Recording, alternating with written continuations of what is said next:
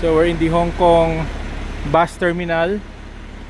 The bus will be arriving in less than 3 minutes. So if you're going Macau, go for this bus, no? Stop long travel? B4. How long travel? Less than an hour na biyahe. Okay, so dadaan pa daw to ng ano to, yung ito, Hong Kong Port. Ayan.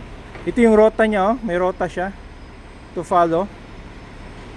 Ensure that you have Hong Kong dollars, no? Of course we have tayo. Pa-change ka agad ng Hong Kong dollars kasi baka yung mga taxis nila ito ata, oh. Hindi, magsa-stop man siya before, oh. Ayan, ito yung forma pala ng bus, oh, before. Sana makakuha kami ng sa taas, no? Ito yung rota nila, but it's Chinese character. Kunan na natin. Schedule niya daily every 15 minutes, no? But after 1 o'clock to 5 o'clock in the morning, parang every 30 minutes lang siya. So anytime, mga less than 2 minutes. Wait ka lang dito, no, sa station na to, bus stop. So they have designated bus stop.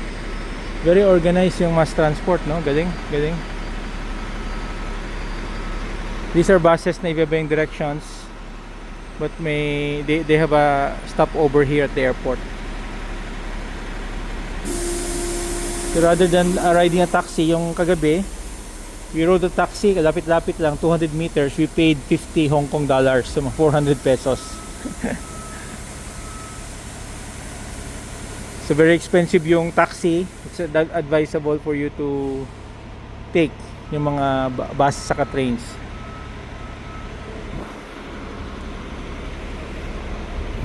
Wala pa.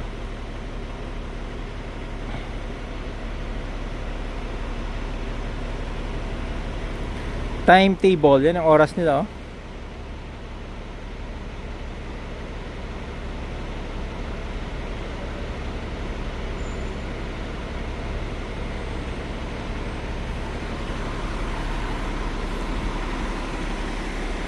Ito na ata, may I think this is the one before. Ito, this one before.